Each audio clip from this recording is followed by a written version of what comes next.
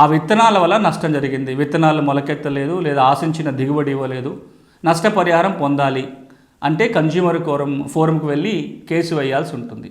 ఇది ఒక న్యాయపరమైన అవసరం. ఈ అవసరం తీర్చే వ్యక్తులు కావాలి, అది లాయర్ కావచ్చు, ఇతర వ్యక్తులు కావచ్చు. లేదా మార్కెట్లో మోసం జరిగింది, వ్యవసాయ మార్కెట్లో, దానికి నష్టపరిహారం పొందాలి, అది ఒక న్యాయపరమైన అవసరం. బ్యాంకుల నుంచి రుణాలు పొందారు, రుణాలకు సంబంధించి రుణాల చెల్లింపులకు సంబంధించిన ఇబ్బందులు వచ్చినాయి, లేదా పంటల బీమాకు సంబంధించి బీమా కంపెనీతో ఇబ్బంది వచ్చింది, ఓ కేసు వేయాలి, ఓ లీగల్ నోటీస్ పంపాలి. ఇట్లాంటి అవసరాలన్నీ రైతులకు సంబంధించి.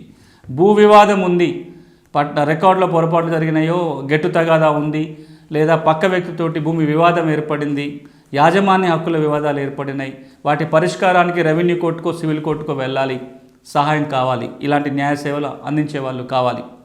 మహిళలు ఉన్నారు, మహిళలకి డొమెస్టిక్ వైలెన్స్ సంబంధించో విడాకులకు సంబంధించిన అవసరాలు మాత్రమే కాకుండా ఆస్తుల వాటా కోసం వెళ్ళినప్పుడు మహిళలకి ఇప్పుడు పురుషులతో సమానంగా ఆస్తుల వాటా హక్కు ఉంది. ఆ వాటా పొందాలంటే కోర్టుకు వెళ్ళి కేసు వేయాల్సిందే, భాగపంపకాల కేసు దాఖలు చేస్తే తప్ప ఆ వాటా వచ్చే అవకాశం ఉండదు.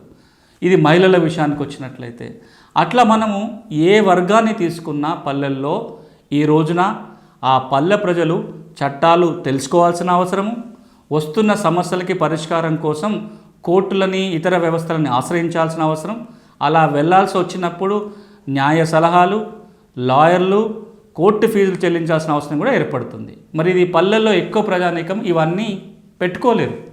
కోర్టుకు వెళ్ళాలి అంటే కోర్టులో లాయర్ని పెట్టుకోలేని వాళ్ళే ఎక్కువ మంది పల్లె ప్రజలు ఉంటారు. ఎందుకంటే పేదరికం పల్లెల్లో చాలా ఎక్కువగా ఉంది.